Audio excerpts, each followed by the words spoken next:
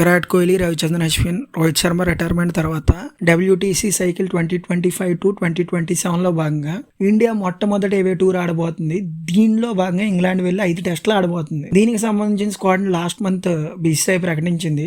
ఈ సైకిల్ నుంచి మనం కొత్త కెప్టెన్ చూడబోతున్నాం. ఆ కెప్టెన్ ఎవరో మీకు అందరికీ తెలుసు. అసలు ఆబ్వియస్ చాయిస్ బుమ్రా అయ్యాడు. బట్ బుమ్రా ఇంజురీ ప్రోన్ కాబట్టి ఇప్పుడున్న ఆప్షన్స్ లో బెటర్ ఆప్షన్ శుభ్మన్ గిల్ అని చెప్పి మన బీసీసీఐ భావించింది. కాబట్టి శుభ్మన్ గిల్ ని కెప్టెన్ గా ఎంపిక చేయడం జరిగింది. సో వివరాల్లోకి వెళ్తే మన ఫస్ట్ టెస్ట్ హెడింగ్లీ లీడ్స్ లో జరగబోతుంది. ఈ టెస్ట్ కి ప్లేయింగ్ 11 నార్మల్ గా ప్రెడిక్ట్ చేద్దాం. అంటే ప్లేయింగ్ 11 ఎలా ఉంటే బాగుంటది అన్నది మాట్లాడుకుందాం. ముందుగా స్క్వాడ్ చూద్దాం. స్క్వాడ్ నుంచి మనం ప్లేయింగ్ 11 తీద్దాం. Shubman Gill, Rishabh Pant, Jaiswal, KL Rahul, Sai Sudharsan, Abhimanyu Easwaran, Karun Nair, Nitish Kumar Reddy, Ravindra Jadeja, Dhruv Jurel, Washington Sundar, Shardul Thakur, Jasprit Bumrah, Mohammed Siraj, Prasidh Krishna, Akashdeep, Harshdeep and Kuldeep Yadav. కాస్త ఇన్ఎక్స్పీరియన్స్ ఉందనే మాట కానీ ఇంగ్లాండ్ స్క్వాడ్ కన్నా మన స్క్వాడ్ బాగుందని నా ఉద్దేశం. ఫస్ట్ టెస్ట్ కి ప్లేయింగ్ 11 ఎలా ఉండొచ్చు అన్నది ఇప్పుడు మాట్లాడుకుందాం.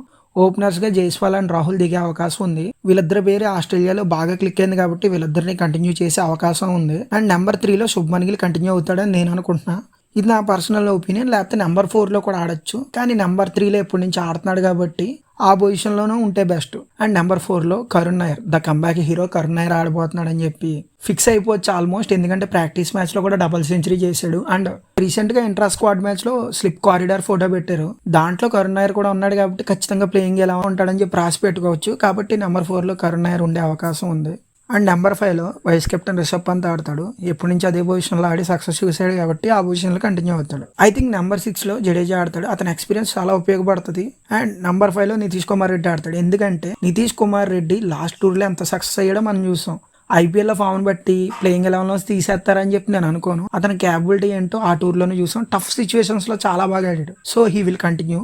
అండ్ నెంబర్ 8లో ఇక్కడ 2 చాయిస్లు ఉన్నాయి. ఒకటేమో శార్దుల్ ఠాకూర్, రెండోదేమో వాషింగ్టన్ సుందర్. కావాలంటే ఇంకో బ్యాట్స్మెన్ కూడా ఆడించుకోవచ్చు. బట్ ఏంటంటే గంభీర్ మైండ్ సెట్ని బట్టి చూస్తే శార్దుల్ ఠాకూర్ కానీ వాషింగ్టన్ సుందర్ కానీ ఉండే అవకాశం ఉంది. మోస్ట్లీ శార్దుల్ ఠాకూర్ ఆడే అవకాశం ఉంది. ఎందుకంటే ప్రాక్టీస్ మ్యాచ్లో 122 నాట్అవుట్ కొట్టాడు. ఇంట్రా స్క్వాడ్ మ్యాచ్లో. సో తను ఖచ్చితంగా ఆడే అవకాశం ఉంది. అండ్ అతను 4th పేసర్గా ఉండే అవకాశం కూడా ఉంది. ఎందుకంటే కింద ఇంకా 3 పేసర్లు ఉంటారు. సో నితీష్ కుమార్ రెడ్డి ఇక్కడ 5th ఆప్షన్ అవుతాడు. 5th బౌలింగ్ ఆప్షన్ అవుతాడు.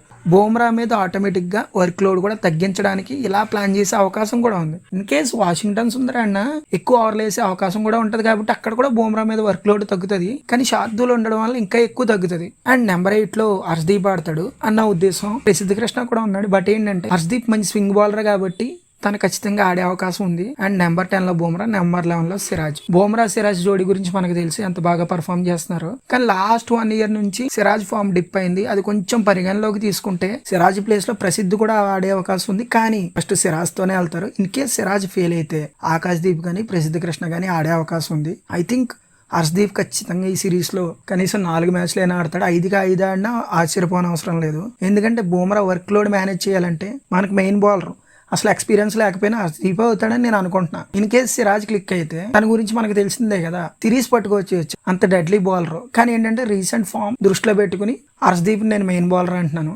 ఏమనుకోకండి. అండ్ ఎలా ప్లేయింగ్ 11 ఉంటుందని నా ఉద్దేశం. ఈ సిరీస్ ఇండియా గెలిచే అవకాశాలు గట్టిగా ఉన్నాయి. బికాజ్ ఇంగ్లాండ్ స్క్వాడ్ లో ఎక్స్పీరియన్స్ ఉంది. మెయిన్ గా వాళ్ళ బౌలర్స్ కి ఎక్స్పీరియన్స్ లేదు. వాళ్ళందరూ కొత్త బౌలర్స్. దీన్ని మన బ్యాటర్స్ ఉపయోగించుకుంటే చాలా మంచిది. ఆల్రెడీ ఇక్కడ కౌంటీ ఆడిన ఎక్స్పీరియన్స్ కరుణ్ నాయర్ ఉంది. అండ్ కేఎల్ రాహుల్ కూడా చాలా ఎక్స్పీరియన్స్ ఉంది. సో వీళ్ళ పుంజుకుంటే మన వాళ్ళు సిరీస్ కొట్టకపోయినా కనీసం డ్రా చేసుకోవచ్చు. నా పర్సనల్ ఒపీనియన్ ఏంటంటే ఇండియా 3-2తో నగ్గుతుందని నేను అనుకుంటున్నాను. లేకపోతే 3-1తో నగ్గినా నగ్గచ్చు. మీ ఒపీనియన్ ఏంటో మీరు కామెంట్ చేయండి. ప్లేయింగ్ 11 కామెంట్ చేయండి. సిరీస్ ఎవరు విన్ అవుతారో కామెంట్ చేయండి. అండ్ ఇంకేమైనా మీ ఒపీనియన్ ఉంటే పంచుకోండి. సబ్స్క్రైబ్ చేసుకోండి.